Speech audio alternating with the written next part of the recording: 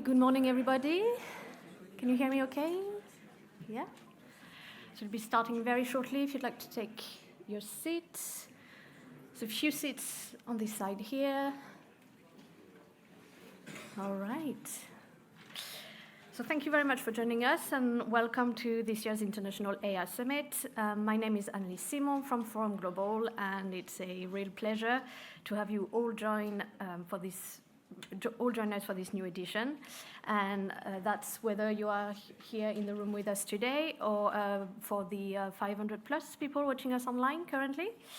So we'll be joined today by key global policymakers, industry leaders, and thought leaders who will share their perspectives, address real-world challenges, and explore how AI is reshaping economic systems, social dynamics, and global partnerships. We have had the pleasure this year again to co-curate this event with Cam Carey, Josh Metzer, Andy Wyckoff, and Andrea Aranda from the Forum for Cooperation on Artificial Intelligence, an initiative led by Brookings Institutions and CEPS. So thank you all again for your ongoing support. I will hand the floor to them very shortly for some opening remarks, but I wanted to extend a few thank yous first and cover some housekeeping points. You will all have received an email containing the delegate e-pack, which includes the program of the day, the delegate list, and some information shared by our sponsors and partners. For those in the room with us, you can also scan the QR code that's on your badge to access this information. Speaking of badge, please keep this on you at all times for security reasons and just to make sure that everyone who's in the room is indeed supposed to be here.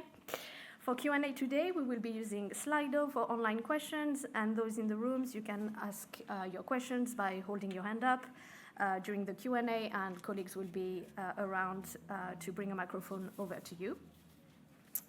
The Wi-Fi network, I believe Wi-Fi details, yes, at the top of the slide here. So Wi-Fi network is AIConf25, and the password is Forum Global. The hashtag is AIConf25, so for social media use, LinkedIn, X, Blue Sky, and all of the details will also be displayed regularly on the screens. For refreshments today, including breaks, lunch, and this evening cocktail reception, everything will be served in the foyer just outside of the room. And for the lunch specifically, there will be several stations and staff will be on hand to help you guide yourself through the various queues. There are 4 emergency exits in case we need to exit the room. The hotel fairly quickly. Please take the stairs that you took to come on the first floor to go down to the reception and get out of the hotel. The meeting point is on the Jourdan Square. Any questions today, please ask someone from the Forum Global team, so either myself, Carolina, Mel, Kieran, or colleagues at the registration desk. We will all be pleased to assist. And before handing over to the first speakers of the day, I would like to extend a few more thank yous. So first of all, thank you to all speakers and moderators who are going to contribute to the discussion today. Thanks to all our delegates, yourselves, for joining us and contributing from the floor as part of the Q&A session throughout the day. We want this to be as interactive as possible, so please, if you do have questions and comments, don't hesitate to hold your hand up or use the Slido tab on the online platform. And obviously, thank you to our sponsors and partners whose support has been vital for this year's event. So in alphabetical order, many thanks to our sponsors Accenture, Atlassian, CrowdStrike, HPE, Indeed, JP Morgan Chase, and Microsoft. We'd also like to extend some thank you to our media partner, MLEX, and also to the EIT AI community for hosting their workshop this afternoon as part of the broader activities around this summit. It is now time to hand over to Cam, Josh, Andy, and Andrea for your opening remarks and the start of today's proceedings. Thank you very much.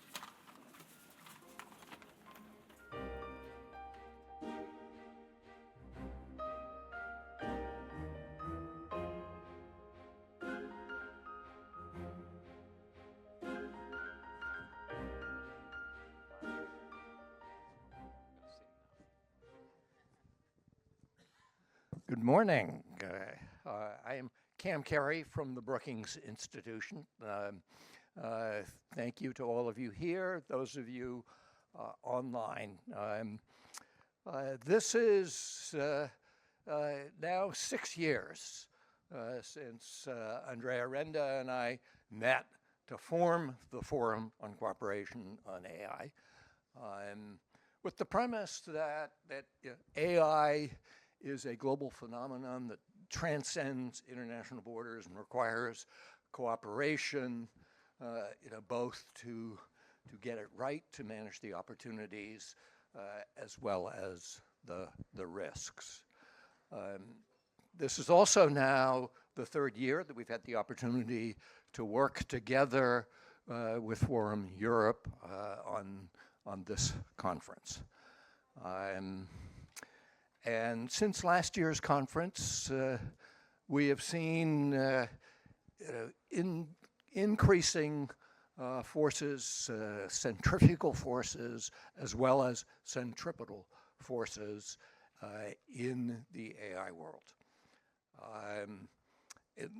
A year ago, I spoke about some of those centrifugal forces, how networks that patterned on the global internet with connections and nodes and hubs have helped to build out frameworks for governance, things like the Hiroshima AI process coming out of the G7 and OECD, the UN Global Digital Compact, the AI Act, and other efforts.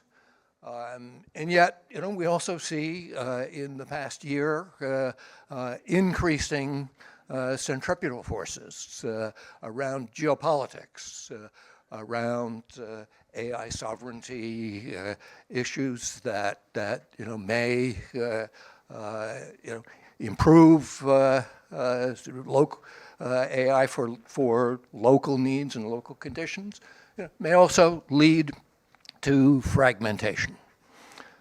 So these are some of the things that we will explore in today's conference. I look forward to the discussion, and I will turn it over to Josh, to Andy, and then Andrea will introduce the program to talk a little bit more about some of those forces. Great. Thanks, Cam. And it's great to be back again with Forum Global and the team that's put together such a fantastic conference. It's going to be a rich discussion over the course of the day. Just picking up on Cam's observations, I think in the program today, we're going to look at, there's an interesting way to kind of split this, where I think we're going to look at both the domestic AI developments and also the international cooperation elements. And on the domestic AI front, what we're seeing a lot of is these sovereign AI initiatives. And I think this is true for every country, right? You see it in the US with the AI Action Plan and the ambitions around exporting the AI stack and driving global AI standards. You see it a lot, obviously, in the EU with the Eurostack, the Cloud and Development Act, the build-out of gigafactories. You see it in India, focusing on digital public infrastructure. Canada is revisiting how it rebuilds kind of a local kind of cloud computing capacity and so forth. And so this is playing out across a range of countries. And so in session one today, we're going to have a deep dive and look closely at where the EU is at with the development of the AI Act and standards and other policy measures designed to develop and strengthen domestic AI capabilities. And in session two, we are going to look further at the infrastructure layer and what's happening around cloud and getting access to chips and high-performance computing capacity and what that's going to mean for the development of AI. And then even in the third session, where we're going to look more closely at its application at the enterprise and business level, we'll also have an opportunity, I think, to discuss what some of these policy developments are going to mean for businesses actually using AI. And as you can imagine, we're going to be looking at the opportunities, but also the tensions between these sovereign AI initiatives and what this is going to mean for global AI governance. Good morning, everyone. Cam and Josh have done a great job of kind of framing things. I just want to, maybe because I'm the old guy here, throw back and say, well, next April, we'll be hitting the 10-year anniversary of when really international discussions about AI governance began in Takamatsu, Japan, under the Japanese presidency of the G7. Now, some of you may say, wow, 10 years? And this is all you got to show for it? You got US AI Action Plan, China's, the EU AI Act, and then internationally, as Cam has said, the G7 Hiroshima AI process, the UN Global Compact, and upcoming soon, next February, will be the 4th meeting of the AI Action Summits. And some may say that's not much. When I look at it from an international lens, I says, you know, that's not bad. And it's less fragmented than people think. But the real question is, what will the next 10 years look like? Will we keep the momentum going, or will we see a fork in the road and a whole new way going forward? Session 6 at the end of the day. Thank you, Andy. Thanks, Cam. Thanks, Josh. A very good morning also on my end. It's great because this conference every year also brings us together, you know, the four of us. So we should coordinate more. We should dress identically and start singing a Christmas carol next time. It's a sort of a little Fab Four, you know, when you say you're the old guy, but there's plenty, I think, on stage. So it's, you know, some people would have said, wow, he's the old guy. I mean, I see 4 there, right? Or maybe Josh a little bit less. But that said, it's an important event for us. It comes at a very important moment, and we thank very much Forum Global for having done, as always, a spectacular job in you know, organizing it, bringing everyone together, and also helping us create a program that is really spectacular. And as Josh was saying, I mean, it's a program that in the morning looks a little bit at the lower layers of the technology stack, then goes up, and then after lunch starts opening up to the international dimension. And it's important because Europe is actually looking a bit more on how to redefine its international partnerships, right? We live in a strange moment. We are organizing this event in the declining, in the heart of the declining civilization of Europe, right? You might have read from the national security strategy of the US that we are about to go extinct very soon unless we take action. So that's one of the things that we might want to discuss as well today with many of you. And it's interesting that we do this in such a composition and with this audience. Also because the Forum for Cooperation on AI, when Cam and I first met in Brussels at SAPS to sort of lay the foundations for what then became a series of 30 plus, because if you consider all of them events over 6 years, you know, the original vocation was transatlantic. And today, we are probably globalizing our work and reaching out everywhere, and we hope to keep it transatlantic too. And so that is also one of the goals that we have, because of, again, the needs to redefine a little bit how we look at the US and their developments, and also what role the US wants to play. I know that we have a deep dive and with Cam on China, but what role the US wants to play in the future global AI governance. We will hear in a few minutes also from you know, video from Amandeep Gill, the UN Tech Envoy, so that what the role that the United Nations want to play in sort of becoming the platform for all the other initiatives, you know, the variable geometries that Cam was talking about to unfold. That is quite an interesting development as well.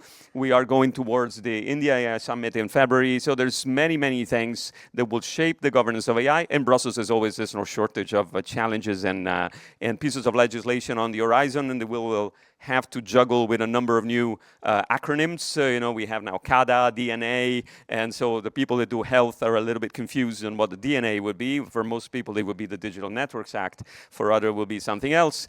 And I was studying NVIDIA CUDA, and then I realized that the EU is about to adopt CADA. So I mean, I might probably go a little bit confused next year. That's a Cloud and AI Development Act. So a prayer for all the ones that will moderate sessions and so on. Again, related to this, let's not get lost in acronyms. So every time you can spell out what you're talking about, also because our audience is international, please do that. That said, I want to thank for now Cam, Josh, and Andy. I will ask you to give them a big applause already in advance, because they will be busy during the day. You'll see them moderating, and I'll stay on stage. and introduce our next speaker. They will now. And Cam, Thanks, Andrea. I'll just say, you really don't want to have me singing Christmas carols up here. you never know. We have a full day ahead. At some point, you might have to. So we are now about to hear from a first keynote speaker. We're very excited about it. And I would like to call on stage for her speech, and then she will sit with me for a few minutes for a little Q&A. Minister Niamh Smith. She's the Minister of State at the Department of Enterprise, Tourism and Employment in the Government of Ireland, with a special responsibility for trade promotion, AI, and digital transformation. So very exciting portfolio. So I will ask Niamh to take the floor for your speech. Thanks again for being with us. I will see you here once you're finished for a few questions. Okay, thank you. Good morning, everyone. Can you all hear me okay? Yes, great. It's great to be on first thing in the morning because I know from the itinerary and the agenda that I have seen, it's a very exciting and rich agenda with lots and very broad scope on the topic of AI. And it's great to be here with you first thing this morning when everybody's bright-eyed and bushy-tailed and enthusiastic about the discussion and the debate. So good morning to you all. And as I said, it's great to be here in Brussels at this International AI Summit.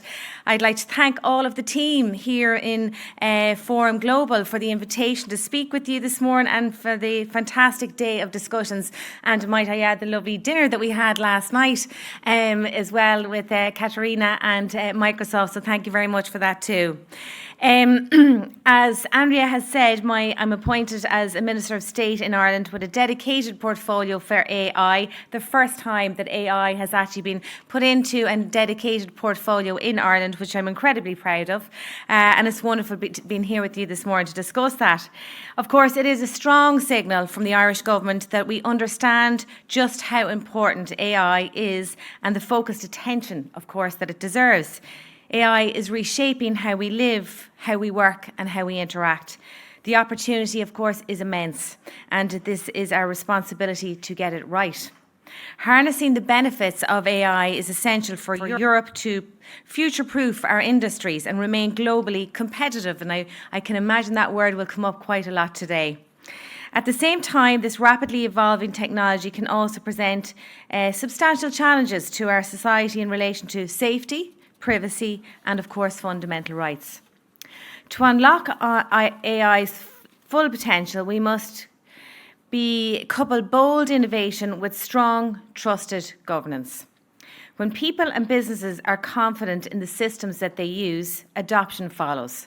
When adoption follows, productivity rises, public services improve, and new solutions emerge. I believe trust is the cornerstone of successful AI adoption. Citizens and businesses need confidence that AI systems are safe, fair, and accountable.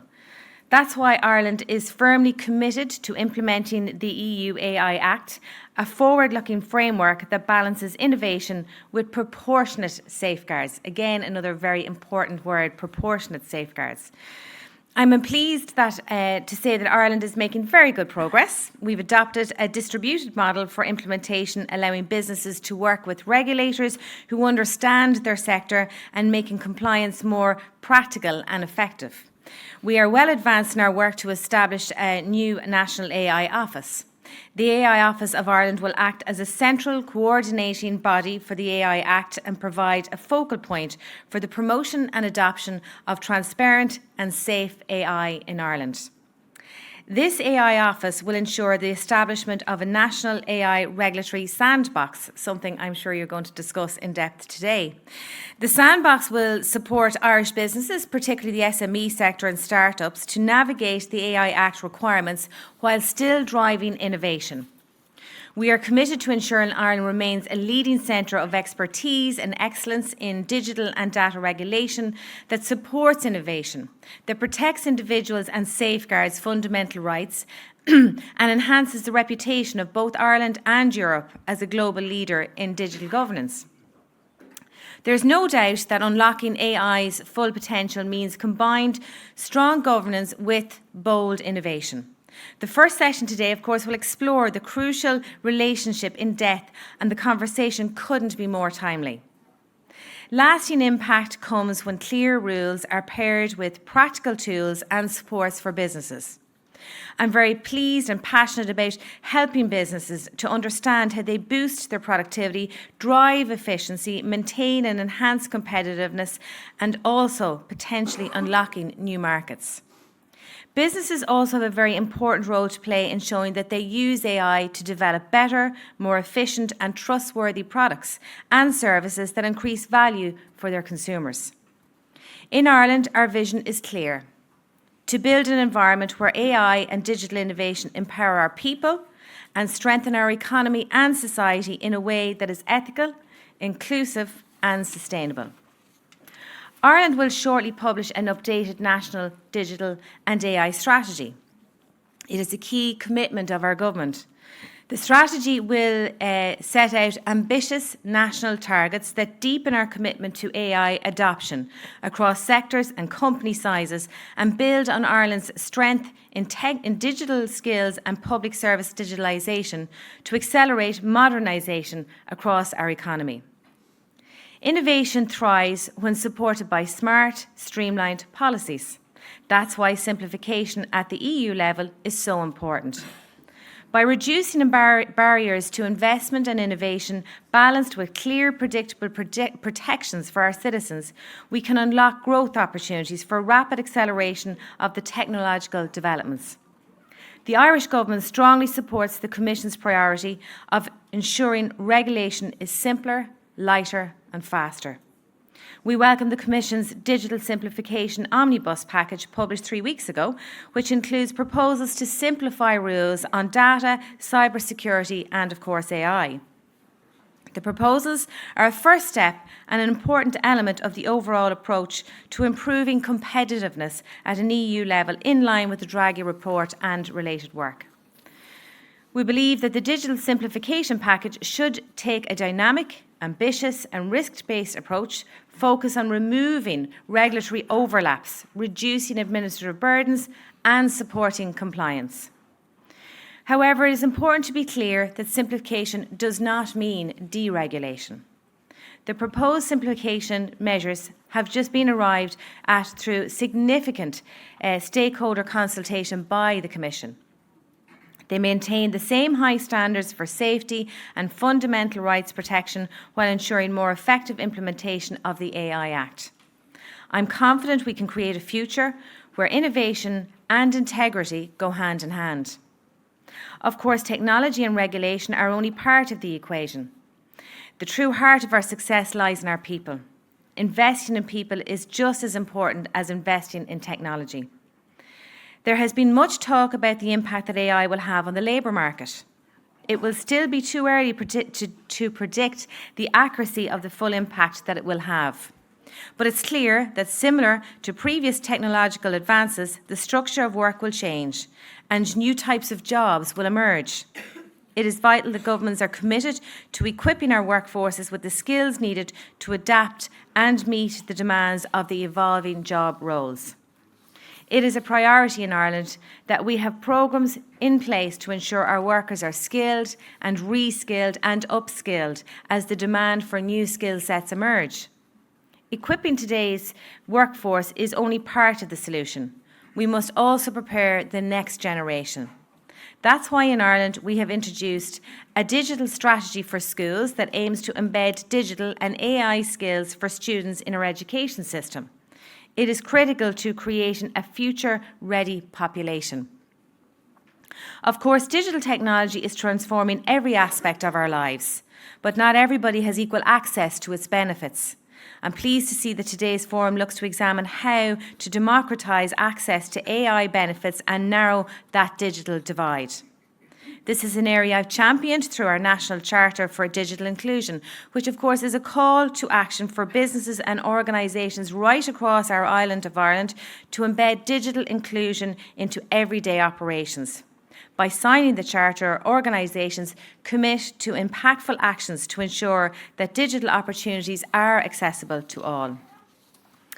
As Ireland prepares to take the wheel of the EU presidency, we have a unique chance to shape Europe's digital future. Artificial intelligence should drive innovation, but it must be done fair, inclusive and trustworthy.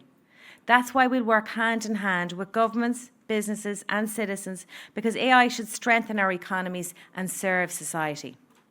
Next October, Ireland will host an AI and Digital Summit in Dublin, and you're all very, very welcome. This is a flagship event bringing together over 1,000 participants to include thought leaders, businesses, governments and innovators.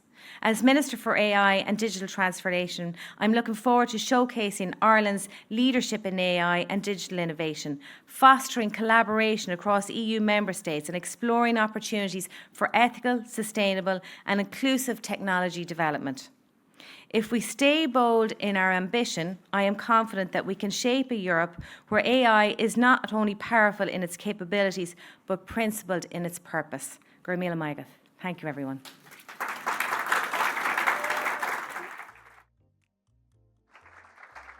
Please, Minister. Thank you. Thank you very much. There's a microphone for you. Thank you very much. And there's a handshake for you.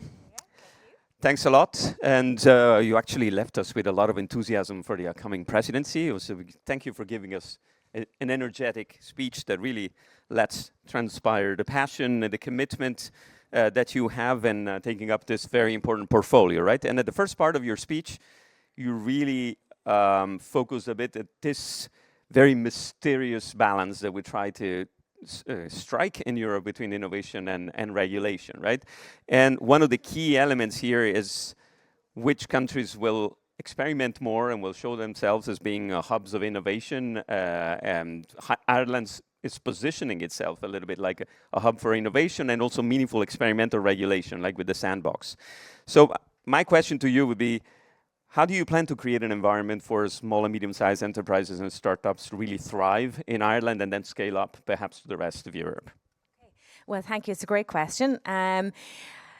Delighted, can I just say I have some of the really expert people here from the Department of Enterprise, Michelle and Declan and Kathy, who are here. And these are, I suppose, the experts in the department who are working on it. And our main focus is to ensure that businesses, not just the large scale, but the small and SME sector, don't get left behind. So I suppose there's 3 practical steps I can talk to you about today that we're taking that I've referred to in my speech, but go into a little bit more detail and how we're trying to address that. And that is the establishment of the National AI Office. And it is that, as you say, balance where we allow AI to drive innovation, to drive productivity, to drive efficiencies. But our AI office is there, I suppose, as a signposting to all the regulatory bodies that already exist in Ireland to give them the expertise. So our National AI office, when it's established, it will have a broad breadth of expertise within that can advise our existing regulators who can advise the businesses who will be using AI and how they can use it in a safe and trustworthy way. I suppose it's important to say that businesses will not be using generally high-risk AI. It will be low-risk AI. So therefore, that makes it simpler, it makes it easier, and it is about driving that innovation and driving those efficiencies. I hope I've answered your question, Andrea. You have. Indeed, businesses need to know in the first place, have some clarity as to what is high risk and not, or not. And so that is probably one of the functions that the new AI office will have. Many countries are looking at different approaches, right? There's many countries in the EU, but also outside of the EU, they are looking at this challenge. How do we govern AI, and whether it's a more distributed approach where we keep the current agencies or ministries or departments in place and in charge, but give them some central hub for spreading knowledge and certainty through technical expertise, or to embed this expertise into individual ministries and departments. So anything that you can tell us more about the functioning of this very interesting proposed AI office, I think it would be of broader benefits, not only to the Europeans in the room, but also to the international audience that we have here today. Yeah, well, it's, as you say, it's trying to ensure that we're taking the distributed sectoral model that you talked about, and it is trying to ensure that we don't bring in added layers of bureaucracy or burden. And I think, we talked about simplification earlier on. I think that is what we're all on that page there too. There has been, I suppose, maybe more of a geopolitical discussion about where Europe stands on innovation, and maybe a message that has taken some traction, and we have to work incredibly hard to ensure that it doesn't gather any more traction in terms of demonstrating to people in business that you can use AI, that you're not going to be restricted in any way once it's ethical and it's the responsible use of AI. One thing that for anybody's in the room is interested in looking at is CEDAR. So CEDAR is our national AI and European digital hub, and they are doing incredible work working with the SME sector right across Ireland to go delve into their business and see what AI models and applications they can use to provide efficiencies. And as well as that, we also have what we call a digital charter launched in Ireland too. And that digital charter is to ask the bigger companies, it's call to action for the bigger companies who are using AI as part of their everyday efficiencies in their work, to try and champion and buddy up with the smaller SMEs that maybe don't have a whole AI sector or a whole technology sector, to try and encourage them to share their experiences, to share the adoption piece of AI, and to show the benefits, because there's perhaps a little bit of mystery still out there around AI, particularly with the small and medium sector, and is to try and demystify AI and use its application for the benefit of their business to create that efficiency, and then also to drive innovation. Yeah, this is great and very useful as well, because there's a need to demystify a little bit AI, and there's a lot of demand for spreading a bit more certainty and having a contact also with the institutions, right? Ireland can do that, it seems.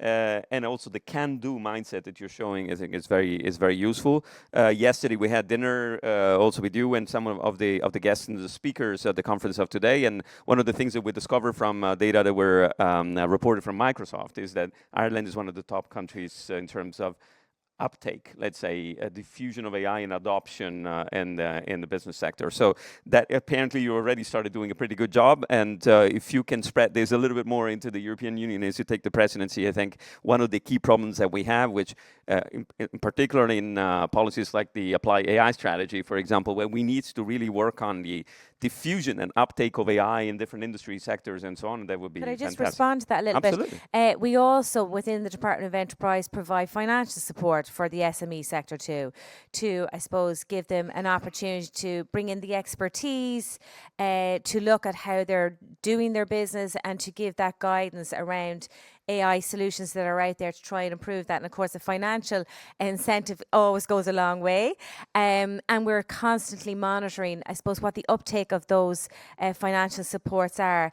And we're constantly looking at how we can tailor financial supports, how we can tailor advice, how we work with CEDAR, our international AI and digital hub, to just try and embed that AI adoption into all businesses of all sizes. Fantastic. I want to be an Irish SME then. I don't know. I'm sure if you were talking to them, that I might consider creating one, right? If there's anybody interested, we can discuss that during the coffee break. So tap into some financial support, right? And and do something meaningful, and then even scale up. But that's what we all hope for. So I would just turn as we come to the final part of our conversation a little bit more in your personal dimension, because inevitably, of course, you're a minister, you give a very energetic and passionate and very fresh image out there. But I'm sure that there must be something that, on top of exciting you, you must be worried about something. There must be something that scares you about AI, because you have a portfolio for something that is not a sector. It's actually pervasive. Have different manifestations of different ways of emerging in different parts of society and the economy. So you cannot have full certainty about what you're facing. So there must be something that you would try to avoid, something that scares you more, and something that excites you more. Can you share a little bit with us the more personal Niamh side? Well, I suppose you're right. It does kind of, it stretches across all government departments. It stretches across all industries. I mean, I have the luxury of being the first AI minister in Ireland.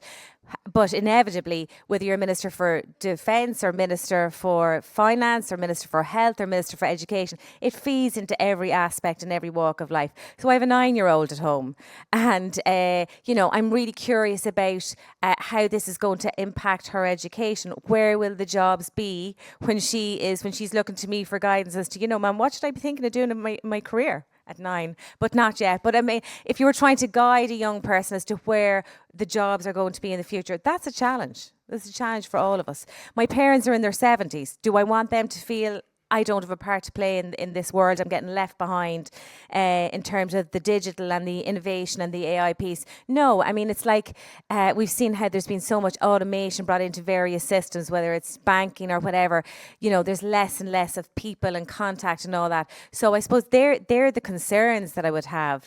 And I think it's just something that we have to continuously look at how we work our way through it. And I think that governments right across Europe can't address artificial intelligence in silos. There has to be that openness across all government departments in every member state to try and get this right. But I think, the omnibus that you've seen in recent weeks has brought a sort of a reality check to how we approach this too, that we don't kill ourselves with more regulation and ensuring that the innovation piece is there. But to answer your question more directly, what am my fear? Fear is a very strong word. I don't like to use the word fear. I am incredibly excited about AI, and I'm incredibly excited about the potential and the capabilities within that. But I want to do it in a way that puts our citizens at the heart of that, whether you're young or old. And just if I could refer to one other piece that we're doing in Ireland, which is the AI Observatory. And the AI Observatory piece is really, really important, because that is to have the research, constantly and very fluid, looking at what's happening across the world to see how it's going to impact on our workforce. So in other words, our next generation of young people who are coming through, where are the jobs going to be? How should we be skilling them or preparing them for an AI world? And also for those that AI is going to impact most acutely right now and right today, when those efficiencies are brought into businesses. Where are there jobs for them? How do we reskill them, upskill them? So I will be working very closely with Minister James Lawless in Department of Higher and Further Education to see how we can do that upskilling, cross-skilling, and finding new roles for people.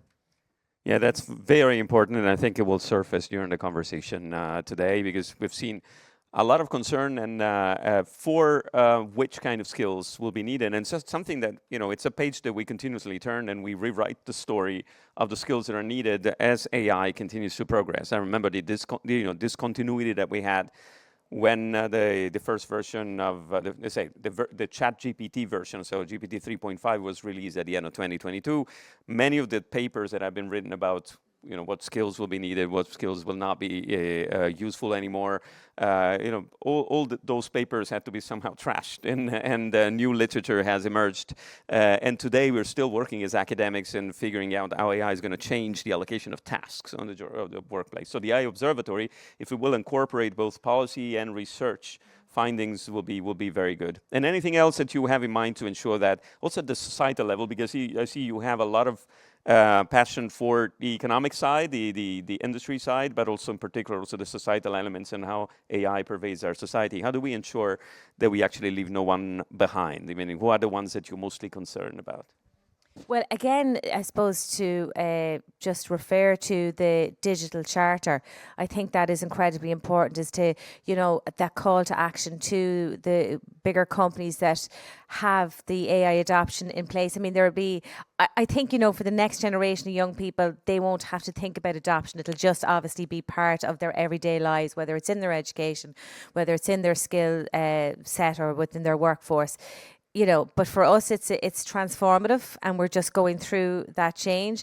And I think, not to tell other member states what they should do, but I think that that's why the observatory is critically important, and that we develop that alongside our National AI Office, that we have that predictability as best we can. I mean, nobody has a crystal ball and can see into the future as to where the technology is going to go. But if we have that expertise there, looking at that and trying to bring that predictability so we can be prepared in all walks of life, particularly in education, I think we have we stand a very good chance of matching and getting the balance right between the ethical use of AI and ensuring that people have jobs into the future. Thank you very much. As Niels Bohr famously said, it's very difficult to make predictions, especially about the future. But I think what I predict is that the Irish presidency will be very exciting. We look forward to having you back quite often in Brussels during that period. And we want to thank you for kicking us off on this very important day with a very energetic and very thoughtful speech. So I will ask everyone to give a big applause to Niamh Smith, Minister. Thank you very much, everyone, for your attention. And we move on with the program. Niamh. Thank you very much. And you're going to get rid of me very soon, but I want to introduce the video that we will have now, and I will come back later. We have now a contribution from Amandeep Singh Gill, which is the Under-Secretary General and the Special Envoy for Digital Emerging Technologies at the United Nations, what we sometimes call the UN Tech Envoy. So I will ask the organizers to play the video. I will just step down the stage. You see me guys later. Thank you very much for your attention. Bye.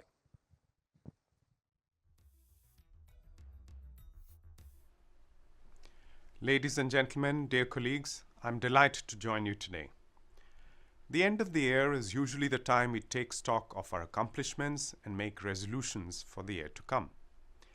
In this spirit, my intervention will focus on some of the most relevant international developments of 2025 and reflect on priority areas for the next 12 months. Over the course of the year, the capabilities of AI models have continued to improve, with advances on several benchmarks from generating high-quality videos to programming tasks.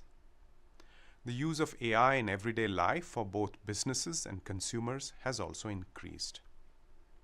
However, significant differences remain between developed and developing countries. 2025 has been the year of soaring investments in AI infrastructure.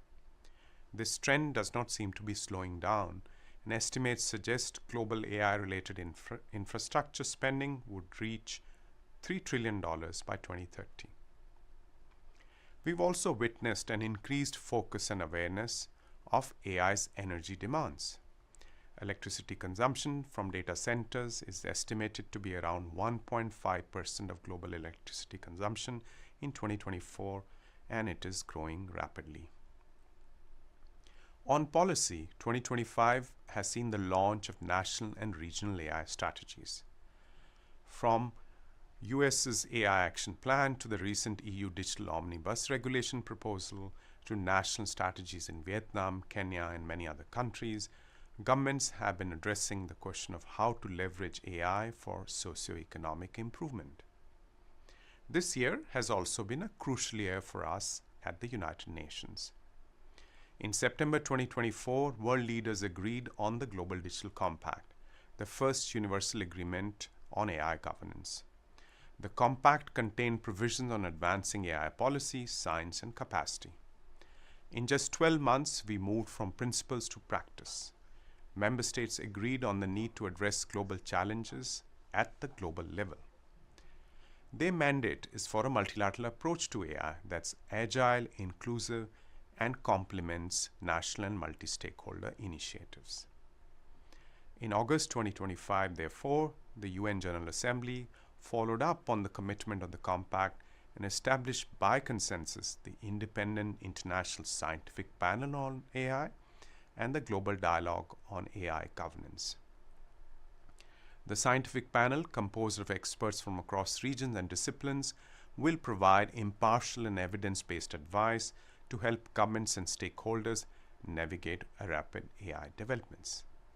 It'll serve as an early warning and knowledge platform, ensuring policymaking is grounded in science, not speculation. The call for independent experts has garnered over 2,500 applications from the brightest minds in AI across the globe. In the coming weeks, the Secretary General will select the 40 experts who will serve on the panel, subject to their confirmation by the General Assembly. I'm sure that these experts will be able to help us all make informed decisions about how to deal with AI's risks and opportunities. Their findings will also help level the information playing field for policymakers worldwide. The Global Dialogue on AI Governance will provide a platform for governments and all stakeholders to align approaches to governance, share best practices, and build trust and interoperability across borders. It'll ensure that AI governance reflects global diversity, not a handful of voices. The dialogue will also create a truly inclusive platform within the United Nations to share different approaches to AI governance and forge mutual learning. The third AI cooperation pillar for us is capacity. In July, the Secretary General presented his report on innovative financing options for AI capacity building. The report sets out practical pathways to narrow the AI divide in computing power, data, research, education, training, and safety standards. It proposes innovative and blended approaches from philanthropic capital to concessional instruments, from computing credits to shared regional centers of excellence and fellowships. Funding announcements, such as the ones made at the Global AI Summit on Africa in Kigali or the EU's efforts through the Global Gateway, are encouraging. But gaps still remain. Even if the fund established by the AI Summit on Africa was to cover all African member states, 48 vulnerable states in other regions would still be left out of all relevant international, regional, and philanthropic funding for AI capacity building. A global fund, supported by international financial institutions, would help to put a floor under the AI divide. It would strengthen existing development cooperation and trade initiatives and create incentives for additional private investment. It would focus on using financing to help ensure that a minimum capacity can be created in countries in different regions to adapt and build models for local needs and join international collaborative efforts on AI. Dear colleagues, let me now turn to the year ahead. 2026 will be the year these mechanisms of a global AI governance ecosystem will start operating. The AI Scientific Panel will work on its first report that will be delivered by July. In July, the Global Dialogue on AI Governance will be held in Geneva within the United Nations. It will provide a uniquely universal platform for global cooperation and an opportunity to share the lessons learned from different national trajectories and to engage with industry advocates and policymakers. In early 2026, the United Nations AI for Humanity Lab in Valencia will also begin operating. The lab, supported by a generous contribution from the Spanish government, will support research efforts in AI governance. Looking beyond the UN framework, the India AI Impact Summit in February 2026 would be an opportunity to continue the conversation started in Bletchley Park and move forward in Seoul and Paris. I'm confident that the learnings from the summit will provide useful material for the global AI dialogue. Finally, as the AI stack is becoming increasingly concentrated in a small number of countries, it'll be interesting to see how different regions respond to an increase in demand from businesses and consumers. The European Digital Sovereignty Summit held in November is one of the responses to this trend. Colleagues, ladies and gentlemen, I encourage you to engage substantively in the global dialogue on AI governance and to consider how your organizations and your institutions can contribute to closing the capacity gap that's preventing most small and least developed countries from benefiting from AI. I look forward to working with all of you. Thank you.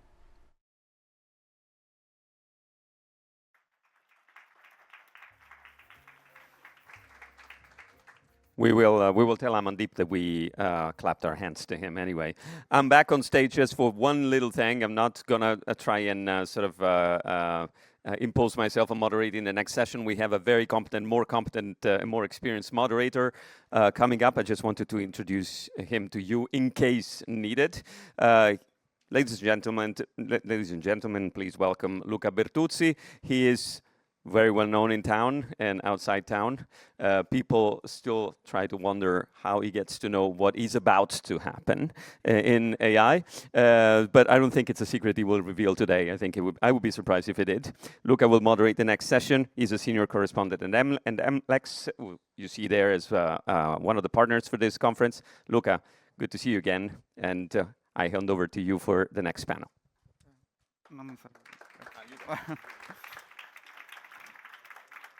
Thank you, Andrea, for your kind words. And I invite my panelists on stage, please.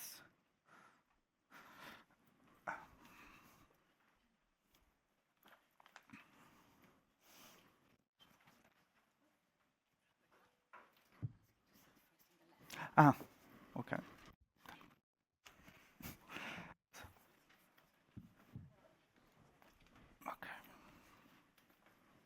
Hi, Michael.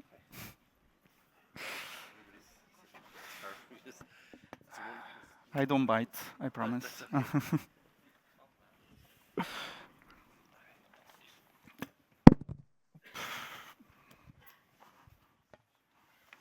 Right.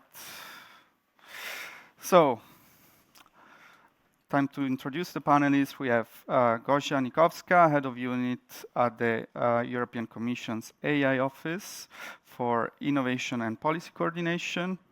Michael McNamara, Member of the European Parliament and Co-Chair of the European Parliament's AI Working Group. Nikolaj Munch Andersen, Chief AI Expert at the Ministry of Foreign Affairs of Denmark.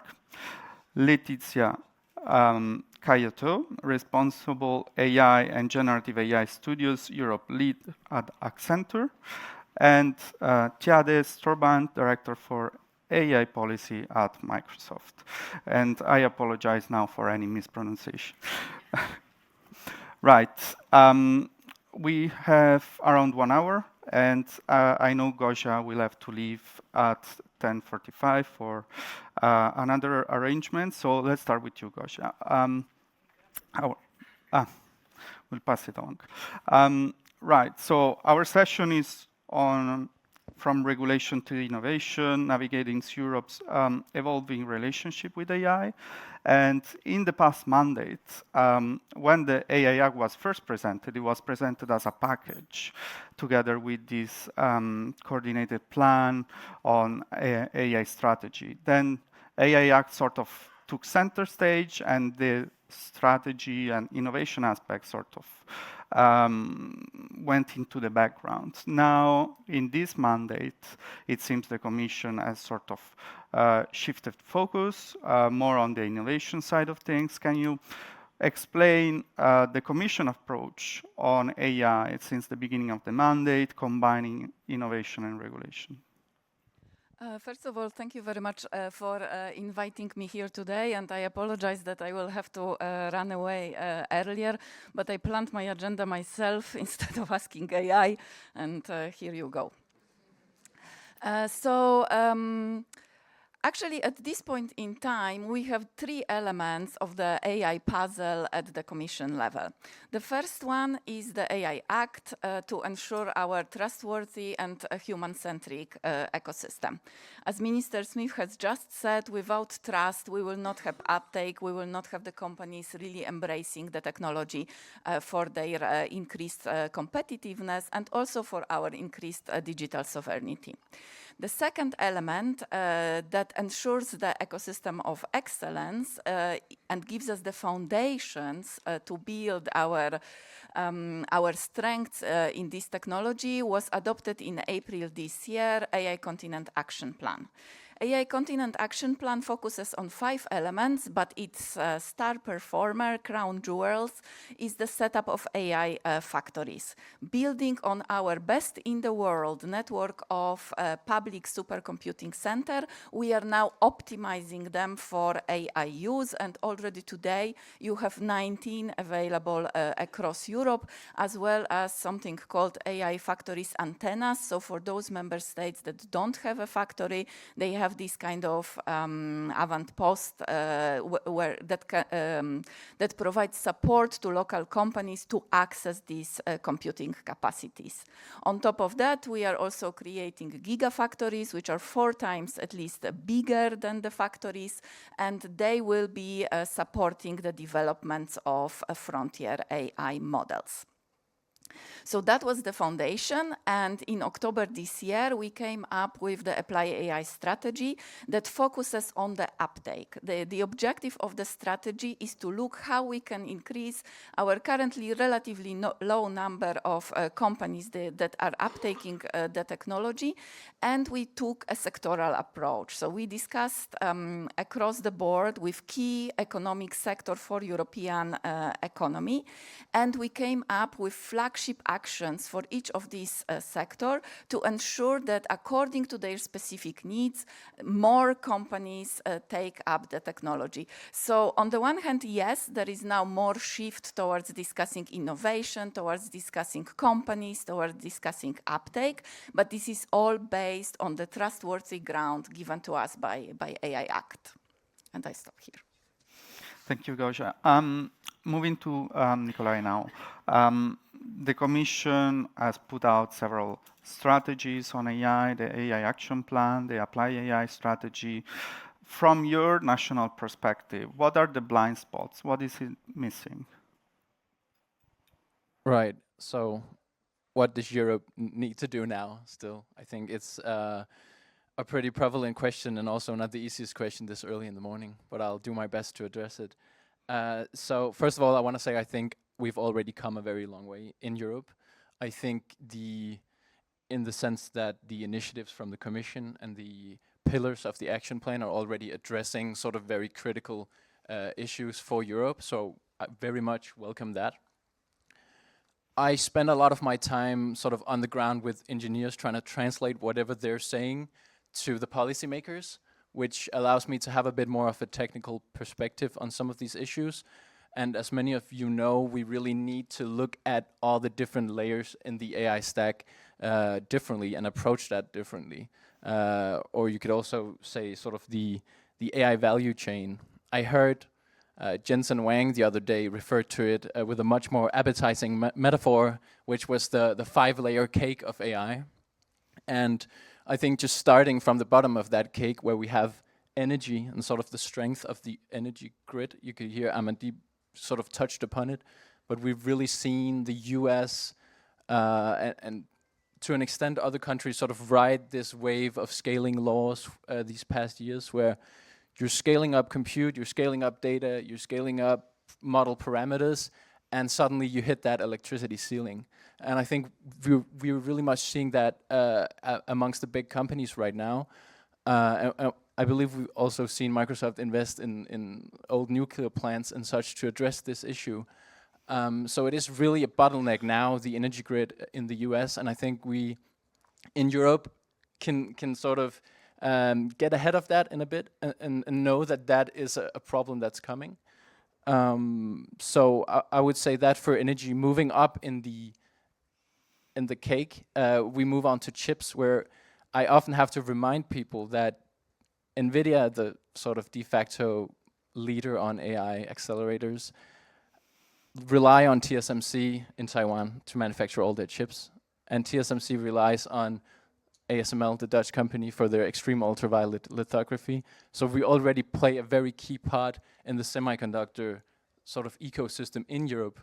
And I think we should be better at leveraging that and be better at sort of building out our semiconductor ecosystem, not necessarily around, having a next GPU champion in the next 5 years, but prioritizing the more mature technology nodes that sort of give us some geopolitical leverage in this sort of diplomacy game that we're seeing right now.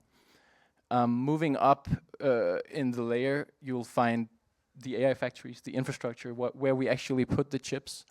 And I think a bit of a controversial point maybe, I don't think access to compute is the most sort of critical bottleneck for European AI innovation. I think if I'm a business and I want to develop a new product, I can rent compute time. I think AI factories are a really great idea and really worth pursuing, but I think we should know which reasons we are pursuing them for. And I really lean on the sovereignty aspect of that, which we can go into depth later. I'll just round this up, skipping a few layers, all the way up to the application layer, which is, I think, where Europe can really shine and are already shining. And this is sort of the sprinkle on top, where you have companies like Lovable in Sweden who are proving that you can build things with American tech. Or Andreessen Horowitz even said that 80% of their new founders are using Chinese models to build their startups. So you can use that engine that are found elsewhere, that foundation model, and you can sort of build a product around that, and you can swap out the engine for, let's say, Mistral's API later. So I think, yeah, I think we have to focus on operationalizing AI as sort of the main bottleneck for European AI innovation. And I think that also comes from maybe starting to treat engineers and AI engineers and AI researchers, give them a little bit more princess treatment in Europe. I think countries have to realize that these are people, like human beings, and they're very strategic assets for a country in terms of operationalizing this. So if we can stop deprioritizing machine learning education and stop, moving funding away from the hardcore STEM, we can sort of breed this ecosystem of actual people, because in the end, it's people that are gonna get us there. So yeah, thanks.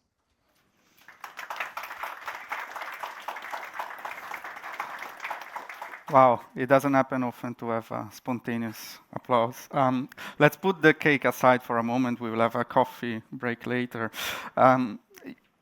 Letizia, as Nikolai said, the application layer is where Europe can really shine. And I mean, of course, you are in touch with clients all over Europe that have questions around how this application layer will be regulated with the AI Act.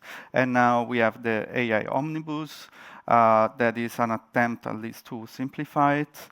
What are the sort of questions you are seeing on the ground, and do you think the AI Omnibus is going in the right direction? Thank you for the question. So yes, my day-to-day job is to help large private sector to adopt and operationalize EU AI Act or AI standards and quality standards that go with it. Just before answering your questions, just a little bit of a bird-eye view on some of the movement. We've seen the private sector in regulated industry area really starting with a topic, the first one. So in financial services, in life science, they started to tackle this topic and how they can operationalize responsible AI use. Now we start to see much more broad kind of adoption across the industry. I would like to note that we seem to have a two-speed Europe. There's, Spain, for example, Italy, the Nordics are very, leading the pack, and Ireland. But France and Germany have been lagging in terms of their operationalization of AI, in terms of the geographic dynamic.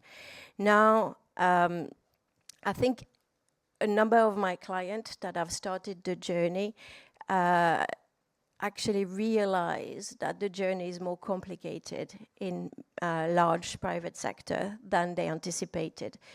Setting up an AI governance, the governance structure of enterprise is not ready yet in most cases to adopt AI at scale. And this undertake of setting up enterprise AI governance is actually not a small job.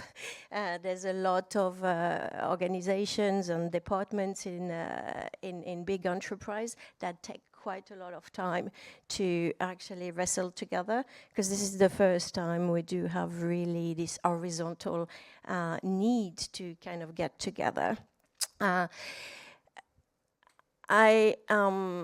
Obviously the omnibus is on the simplification element is important, because a lot of those organizations have to comply with a number of digital regulation, that being the AI Act, the Data Act, a number, DORA, you can name them. So all of this is complicated, and obviously the omnibus is welcome to simplify. What I wanted to also say is the standards and the technical implementation of standards is not necessarily on the critical path for big organization to get ready for AI. There's a lot of work to do into setting up the AI governance, setting up the level of quality and controls that they're going to adopt. This is what I wanted to share. Thank you, Letizia. Moving to Tiade now. I'm curious to hear from an international corporation like Microsoft. How do you deal with this 2-3 speed Europe in terms of AI adoption, and how does the AI Act now shifting timeline play into that? Yeah, thanks, Luca, and I'm very happy to be here as well to reflect on that. And I think one of the things that we're now seeing is that Europe is kind of making the shift from making the rules to kind of getting the results from this. And I think Gosia talked a lot about the actions that the Commission is taking in addition to all the rulemaking that has been going on in the past couple of years.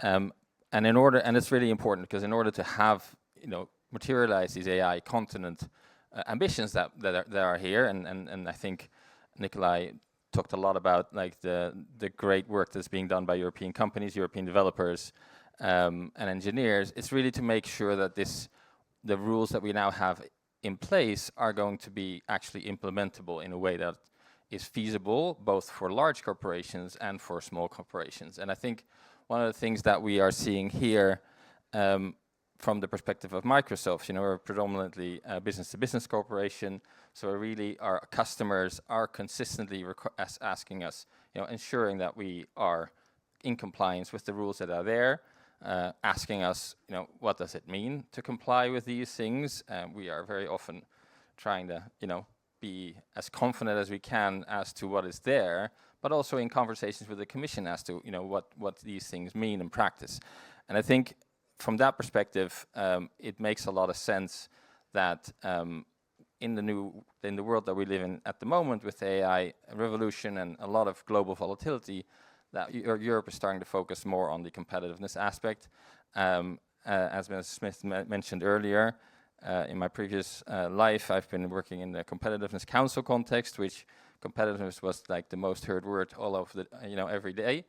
But it's really the moment to kind of pull that into action rather than just talk about it. So I think it's good. We very much support the Commission's simplification proposals. They make a lot of sense. They are a first good step. What we also want to kind of emphasize is it's a first step, and we really need to use the fitness check process that's coming to look more holistically at the whole digital acquis, how they interplay together, what it means in practice on the enforcement side of things in the member states with the different types of regulators and authorities. So I think that's where the most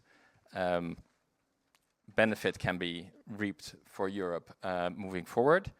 And then on the timeline, I think the extension of the timeline that has been packaged into the simplification proposal for the AI Act, I think we need to look at the two kind of diverging different objectives there. Like the simplification piece is really to limit the burden, to make it easier for companies to innovate.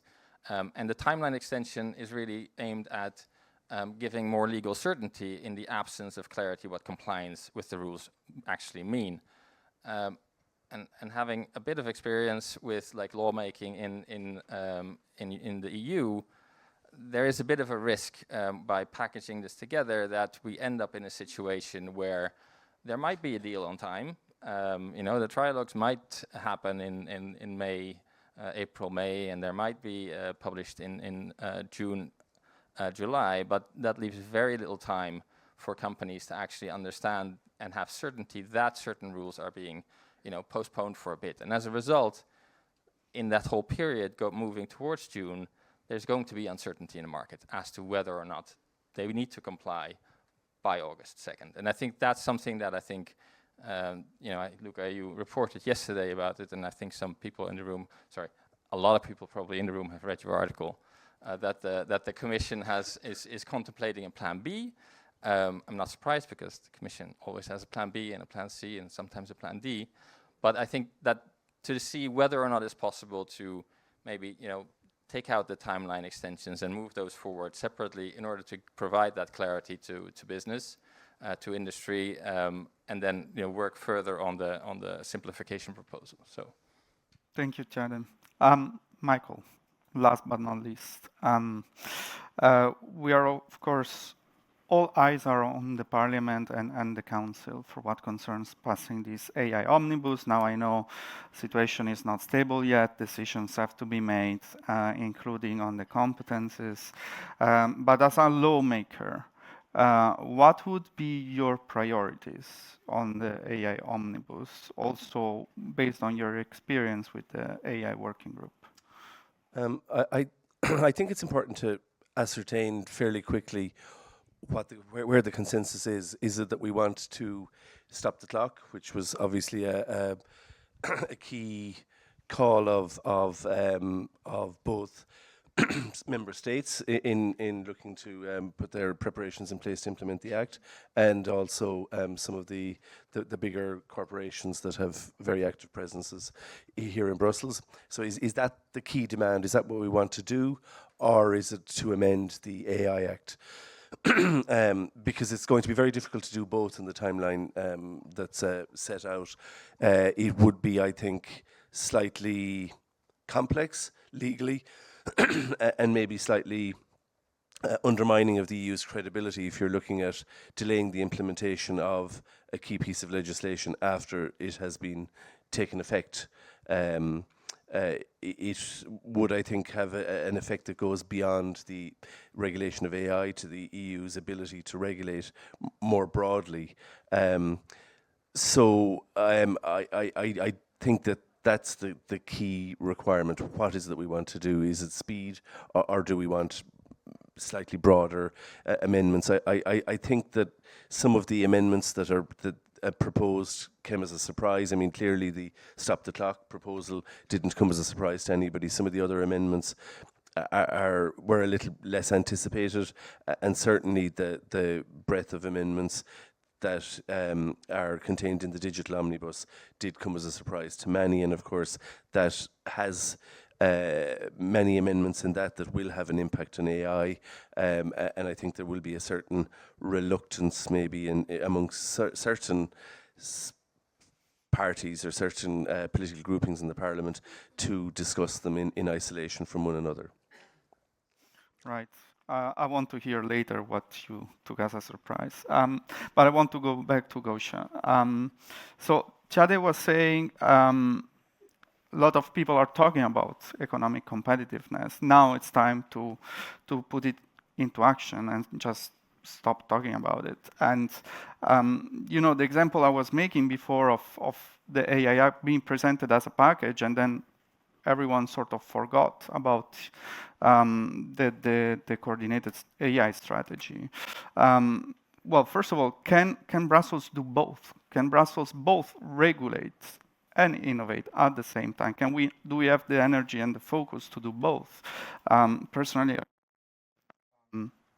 being against this dichotomy of regulation and innovation being opposed, because I think it's bad rules that are against innovation. But are we equipped to do innovation in Brussels? How do you respond to those who say, the EU is very good at regulating, but not so good at, pushing innovation policy? Well, I'm happy to say I think we are already doing it, and we are actually, I think, pretty good at it. So let me start by saying that AI Act itself has an innovation angle, starting from the sandboxes and also a number of other provisions that are supposed to facilitate and speed up the development of AI in Europe.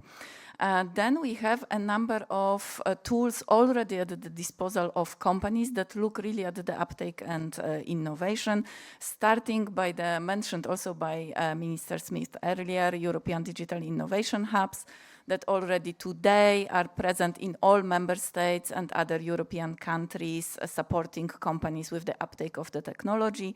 They are now being strengthened to also provide some of the guidance with relation to the compliance checks in terms of AI Act.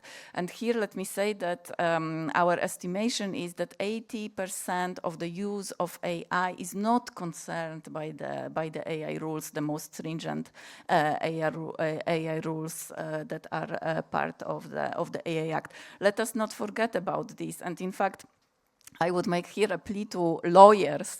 Please do not scare your clients. When it is possible to use AI without all the additional administration checks and bureaucracy, they can use it. It is absolutely feasible.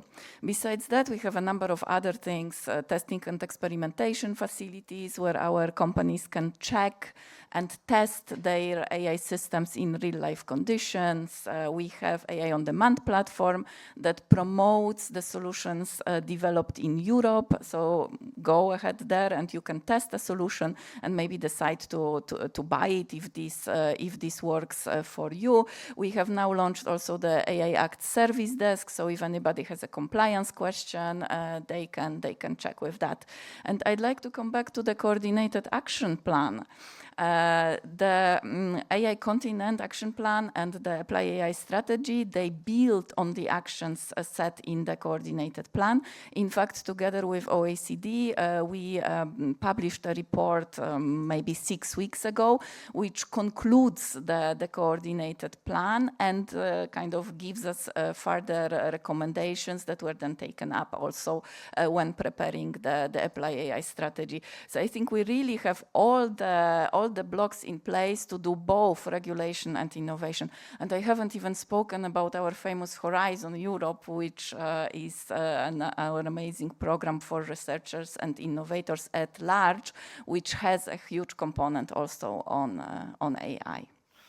Letizia, I see you're moving nervously on the chair, so I'll give you the floor now. But in reaction to Gosia, I also wanted to ask you, with this change of the timeline of the AI Act, I mean, you said there is a lot of work still to be done before the standards are ready.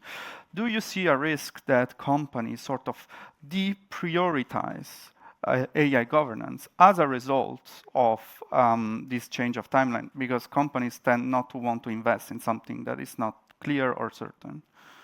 Yes, I definitely see the risk of this happening, and I know for a fact that, you know, we had some requests for proposal kind of coming out, and they've been delayed in the decisions and things like that because of, you know, potential anticipation of some of the delay. So it's definitely a risk, and it's materializing. The question is the scale of it. What I wanted to offer, though, is a story on actually, you know, regulation can help innovation.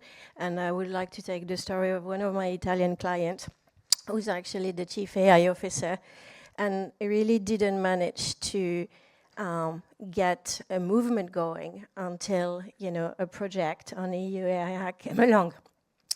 And this particular incentive helped, you know, his exco and boards to kind of pull the right energy and funding behind him kind of having those conversations on creating that AI governance. Now, and this was very positive because all those groups could come together and reflect on how they organize to actually push AI to production and provide the right comitology, the right stakeholder management, the right risk assessment, the right processes, the right clarity to create this path to production and path to value creation. Now, if you look at the state of a number of the private sector, you know, the MIT report came along very recently saying 95% of Gen AI project fail and stay in that POC factory. Everybody talk about the proof of concept graveyard actually is, at least for a large organization, I think that path to production, that clarity that's required on who needs to do what at which point is really important. Last year, we did a report with one of the big hyperscaler on AI going to production. 77% of projects are stopped when they were there because somebody wondered, was it the right data? What's the potential unintended consequences of that AI system? And without the clarity and the organization and the governance, you can't really understand those questions, and people are scared of going to production. So I think regulation can really actually foster innovation in some of the larger private sector. And we can see that as a catalyst of reinvention versus an impediment. Obviously, it needs to be as simple as possible, no duplications, and have the right level of clarity. So, our job on the ground is not so hard, but it is definitely fostering innovation. Thank you. Nikolai, I wanted to go back to you on what you said about the AI stack and the need for Europe to leverage its strengths more. And this is, of course, part of Europe's bid to build tech sovereignty and cut critical dependencies. At the same time, on the other side of the pond, we are seeing a US administration that sort of suggests the US is no longer such a benevolent giant we were used to. If you are reading the strategic documents coming out of Washington correctly, there is this idea of sort of creating a full AI stack, bundling NVIDIA chips with compute and with cloud services and software. So what could be, I know it could be $1 million question, but what could be, what space is left for European sovereignty in this scenario? Right, it is kind of the $1 million question, right? I think, especially because they're pushing this pretty aggressively. I mean, some of you might have been at the AI Action Summit in February and hearing Vance saying there will be no hand-wringing about AI safety. We will sort of dominate this. And I think there are two ways to approach building sovereignty in Europe. Or maybe, I think, true sovereignty, and then maybe this kind of pseudo-sovereignty that's kind of been growing. And I want to make it clear, I think AI sovereignty in its current state has become more of a marketing term, really. I think we have to be very clear what we mean. And I think what many of us mean is sort of data sovereignty. We want this infrastructure within our country so we can control the data flow. We can't make these advanced chips, right? As you said, NVIDIA are dominating this. I think having chips on-premise and building your own sovereign AI factory is a great step towards that kind of sovereignty. Now, we have to remember that these American actors or American companies are building out this capacity in the US from a very, very commercial standpoint, right? They have a huge commercial interest in having exascale gigafactories, like the size of Manhattan even, right? Because they can use this for the product, they can use this for inference. Now, we don't have the same kind of commercial motivation in Europe, but what we're seeing is American companies sort of you could use sort of OpenAI for countries as an example in the new Stargate project in Norway, where they say, okay, we can help you build out this infrastructure, but we will be the customer, right? We'll be the biggest customer. So I think that's the kind of, it's a good business case, really. I mean, I don't condemn it, but it's a different kind of sovereignty, right? So yeah, we're building infrastructure to use as sort of a commercial product for American companies. That's one way to approach it. The other way to approach it is we're investing in our own local infrastructure because of the data sovereignty aspects of it, and because we want those compute credits to hand out to academia, to hand out to our SMEs, which are way harder to do for the commercial projects. So I prefer, obviously, the other approach where we have that control over our chips. And it doesn't matter for me as much that it's American chips. I mean, maybe very, very long term, you can imagine that those sort of tectonic plates shifting. I know China and Huawei are sort of closing in on H100 capacities, maybe like 70% there. So obviously we shouldn't look at a dependence that way either, but that's sort of my take, that it is a marketing term, and we have to know what we mean by sovereignty. For me, it's a lot about data and a lot about, if everything goes to hell, so to speak, who owns that infrastructure, especially regarding a dual use perspective where we start to run military sort of products and equipments and operations on more and more AI contingent systems. We need to be able to control those. I mean, we can't rely on foreign infrastructure for that. So I think there's a foreign policy, the security policy aspect of building up that infrastructure. And as long as we have that position in the ecosystem that we do now, I'm not afraid of getting sort of cut off from American supply chains on chips. Obviously, we have to navigate it very carefully, but that's my take on it. Thank you. It's an interesting framing you put on tech sovereignty, focus on data. I would also consider a kill switch as a potential sort of pain point in this regard. Moving to Chade, to build on this. Nikolai was saying there isn't yet a business case in Europe to build these huge AI facilities. Gosia was saying that 80% of AI system they estimate not being high risk. So,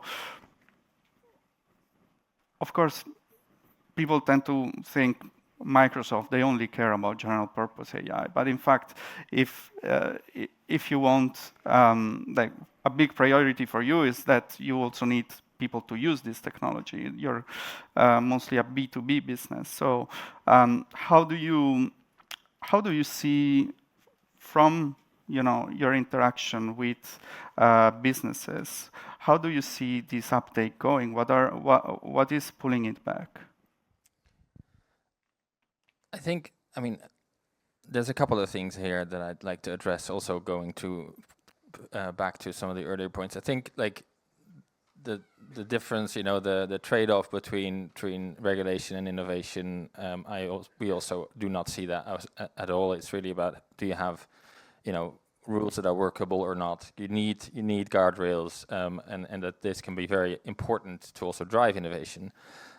So from that perspective, this is also why in our development of our internal responsible AI standard, which we've been doing for almost a decade now, we actually incorporated the proposal of the Commission for the AI Act, just to already kind of have a head start and ensure that as it goes through the legislative process, that we would be able to incorporate that quickly, because this is a request from our customers, right? Customers come to us and really demand that we have our systems in place, we are compliant, and that we can give them that comfort, because that is a competitive advantage, right? If you can demonstrate that.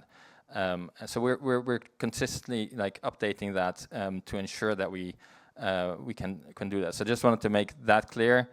I think in terms of when we're looking at the sovereignty debate, the interconnectedness, the dependencies, I think it's good to also kind of realize that we're we're investing a lot of data centers. We're creating a lot of data centers in throughout Europe, throughout the world, but in particular also throughout Europe. And I think those data centers are not on wheels. That is like a full investment into the success of the European countries that we're investing in, of the European developers and companies.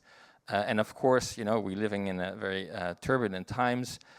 So we also get those questions from our customers. But what if? There's, you mentioned the kill switch. There's the other aspects there. And that's why we have also been very thoughtful about the way that we can address these issues in a very, very strong and important, well thought through and robust way. So in April, we launched a number of commitments for our European customers that really gave contractual guarantees into the contracts around being able to say, if any government would, request to stop providing services, we would automatically, go to court to address those and to get those out of the way, irrespective of where they were coming from. And as well, in the event that this would not be, that we would not win that court case, that we would put in place agreements with European companies to get access to our source code, to ensure that the services could continue, to really ensure that this comfort is there for our customers. And again, these are a bit hypothetical discussions in a sense that there's a lot of concern about it, but we're not really seeing that in practice. So we do need to kind of disambiguate a bit and look also what's practically happening in terms of data sovereignty as well, which Nikolai was mentioning, where I think we're also seeing that you have, the idea of being headquartered in a certain country means that you escape from any type of these types of questions. I think we've seen recent developments across the Atlantic where there's also this point coming up in a different direction than what is currently the concern. So I think these are all things, the debate sometimes goes a bit too far to one side or the other, and I think it's important to have that nuance as well. Thank you, Chade. Michael, I'll go back to you in a minute. Gosha has to leave soon, as previously mentioned, and I wanted to ask her a final question. Can you give us a bit more details about the Frontier AI initiative, how exactly this will interact with the AI gigafactories, for instance, in terms of allocated compute time, and if it will also be open to non-European companies? So I start a bit from the gigafactories. So the gigafactories, contrary to the AI factories or the Euro HPC supercomputing centers, will be built in collaboration with the private sector. In fact, we expect the private sector, including non-necessarily European companies, to join the effort, because simply it is not possible to do it completely on our own. That means that the access to this compute capacity will also be on a different, in a different way, because let's say the European part or the public part can only be up to a point that the public or European funds co-funded it. The private part will be used by the whoever is contributing to set up this factory. But definitely it will be supported from European funds and the public funds, and that part can be used for, let's say, our public service purposes, including this work on the Frontier AI models. So this was announced in Apply AI strategy, and the first element of this will be to create a working group of key stakeholders, starting from developers, but also users, researchers, to make sure that Europe is not only the taker of the technology, that we don't only use what is already out there, being American or Chinese, but we really can shape and maybe even leapfrog, including on the big models. So the first thing there will be the call for expression of interest that might even be issued still this year. And once this is set up, definitely part of the, let's say, gigafactories offering can be used also for setting up these frontier models. Thank you, Gosha, and thank you for the time you had spent with us today. Michael, you mentioned there were some surprises in the AI Omnibus. I take it as they were not particularly good surprises in your perspective. And as you pointed out, you have this double objective in the AI Omnibus. You need to pause certain parts of the AI Act, and you are asked to amend the AI Act. And now we know the Commission has a plan B, but let's just assume the plan A goes through, and you have very limited time to, change the substance. What are one or two articles in the omnibus you would pick your battle on?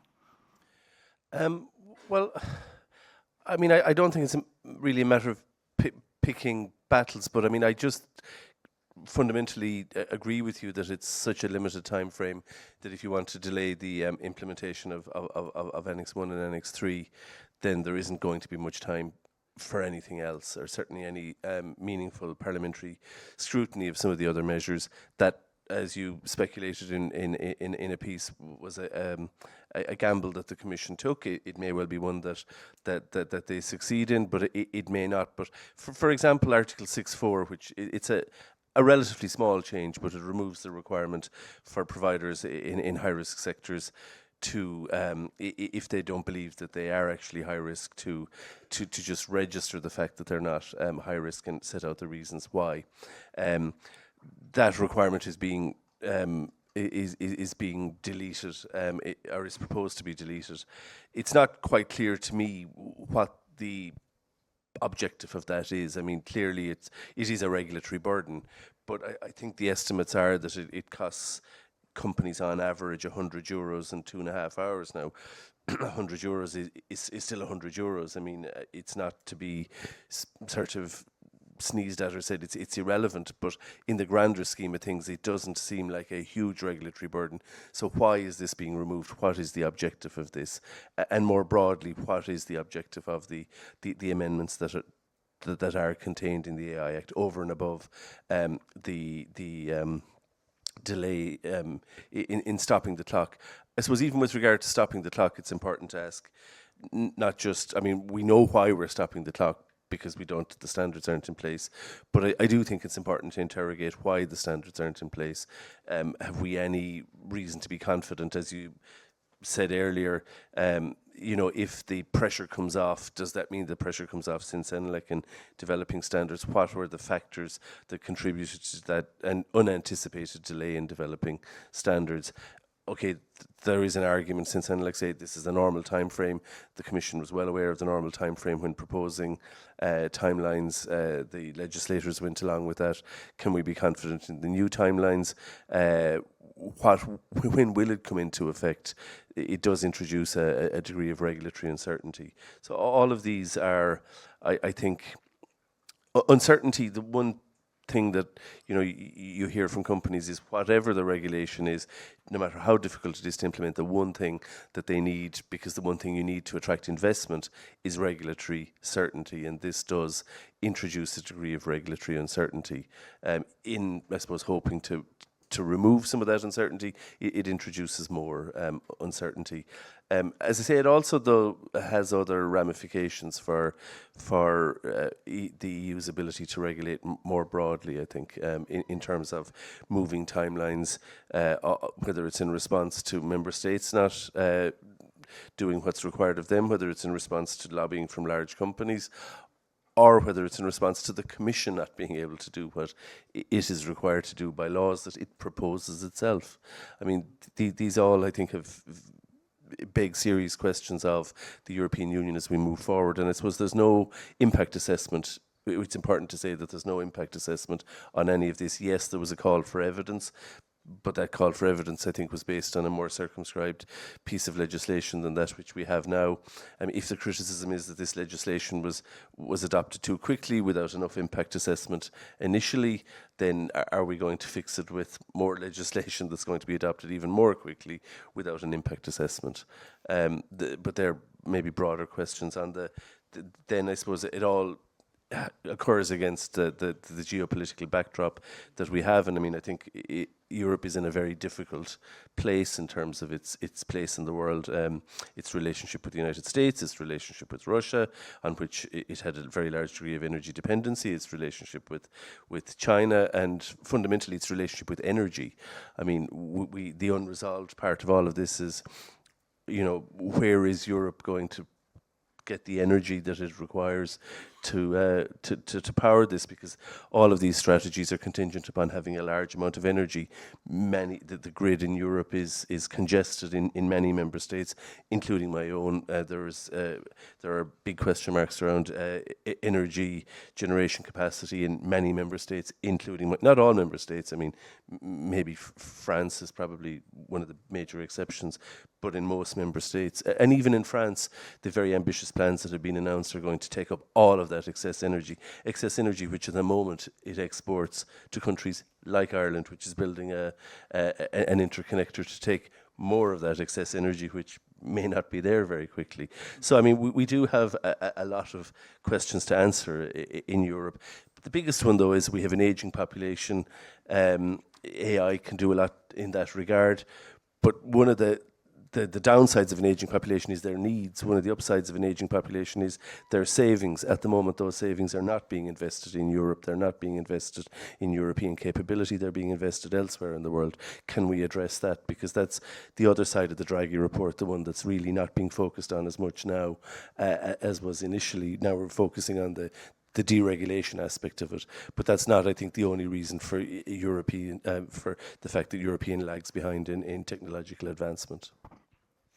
Thank you, Michael. And I mean, you touch upon a lot of points. I would tend to agree with you that delays with the AI Act standards are more of a symptom than that is a broader problem with the new legislative framework, but we're not going to reform that in this panel. So, and we are quickly running out of time.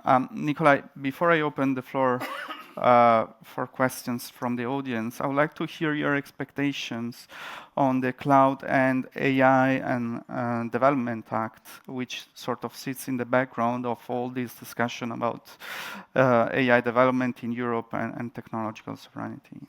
Yeah, I mean, I have a background in tech. I don't have a background in policy, so I'm not sure if you really want to hear my opinion on that, actually.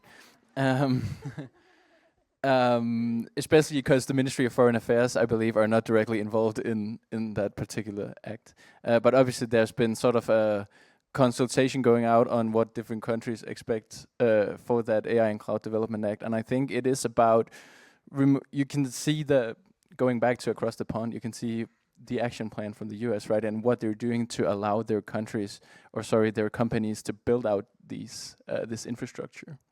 So I think if we can remove as much red tape as possible to be able to foster that European cloud sort of ecosystem, very much welcome that.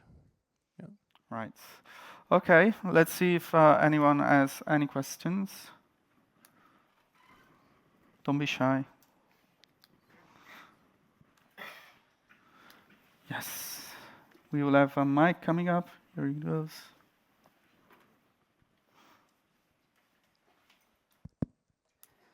First of all, I would like to thank you for the clarifications on several points. Can we have your name and affiliation, please?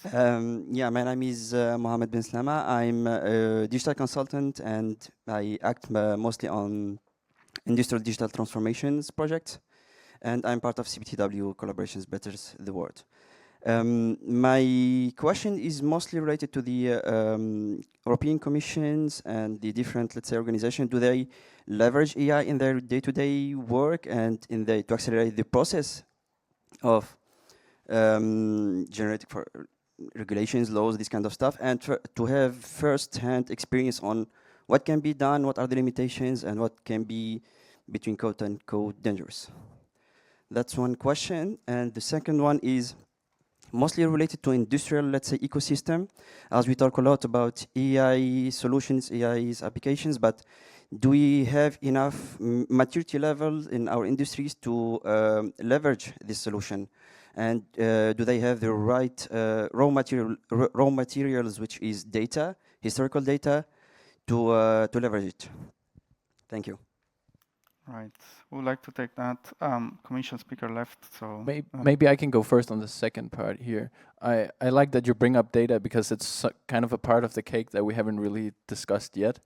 And I think it's also one of a unique European strength, especially as we're approaching sort of a more an investment strategy for sovereign AI systems, where and I can use Denmark as an example, right? We have a very sophisticated data collecting infrastructure on citizens, life trajectories, salaries, sickness, patient treatments. We have all this in a database. And we can really leverage that using the current way we train foundation models, because that can't be sent to a data center somewhere.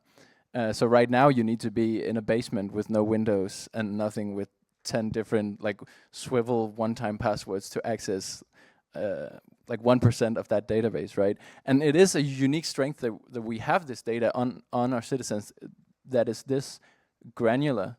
There is a Danish scientist called Sune Lehmann who created something called life-to-vec, which is sort of a life-to-vector space where he took Danish sort of life trajectories and trained a transformer model on it and tried to predict what's going to happen next in your life based on everything that happened.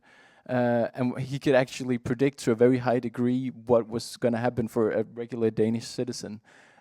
So how can we better leverage that? Do we have the material? Yes, we have the data, and a lot of European countries have great data infrastructure that they haven't really figured out how to unlock yet. And I think that's sort of a hidden benefit of investing more in sovereign AI, is starting to, you can unload some of those foundation model training processes on that type of data to that sovereign data center. So I think the materials are there, but also going back to my point about actual human engineers that are going to do this, you often find these things are implemented at the university hospitals, at the sort of boots on the ground research.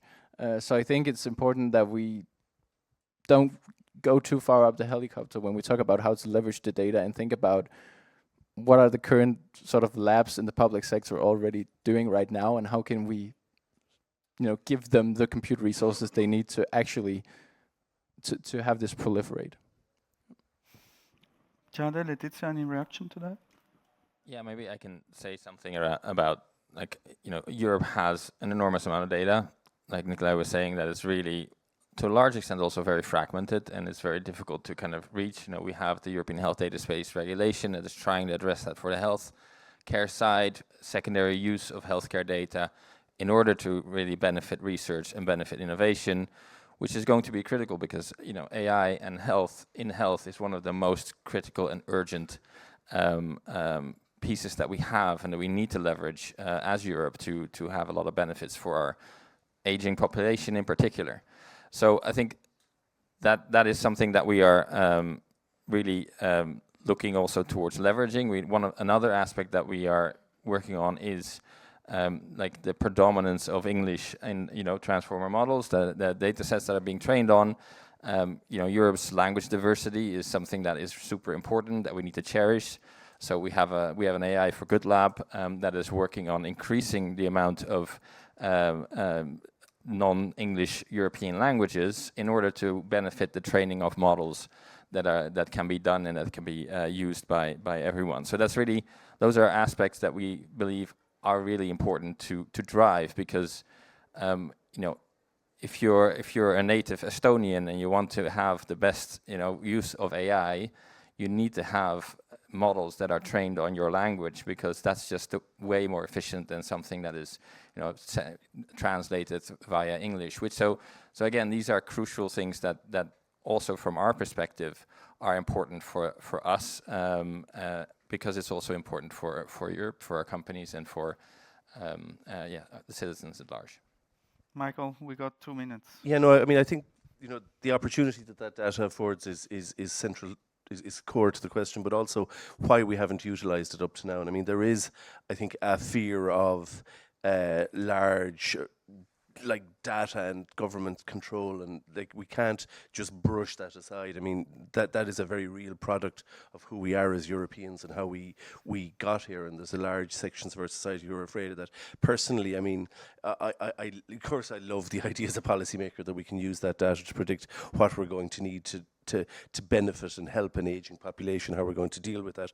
On the other hand, I mean, I'm the father of young children. I mean, I find the idea that profiles of them are being built up, and and that those profiles will be used to target intimate profiles that know more about them than maybe than I will by the time they're age 10 or 12, and that will be used to commercially target them, and maybe not even used by human beings, but used by AI systems to target them, to target their vulnerabilities. I don't want to live in that world, but I do want to live in a world where it can be harnessed for good. And that's why we have regulation in place in Europe, and that's why that regulation is important, and that's why I'm deeply skeptical of some of the calls to absolutely deregulate everything, and that'll lead us to some nirvana. It most certainly won't, and it's not compatible with the Europe that I want to live in the Europe that I grew up in the Europe that I think needs to be defended in the face of massive commercial interests at the moment.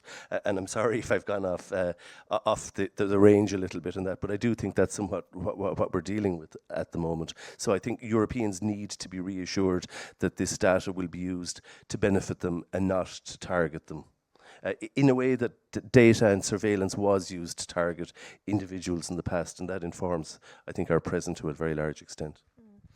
I do agree completely the ethics element, but I think we need as a society to rethink data as well.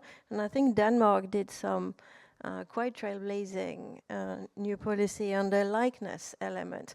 For example, that me as an individual, I have the right to my image and my voice, and this particular panel won't be used to, I don't know, you make me say something different than what I said. So I think that reflection, that ethical reflection, beyond some of the current policy is also needed, because we're in a different time than, the GDPR and some of those elements. And I think a number of points needs to be opened up, and solution can probably be found. Right, and we can continue that ethical reflection during the coffee break that we're going to have now. Please join me in thanking our panelists.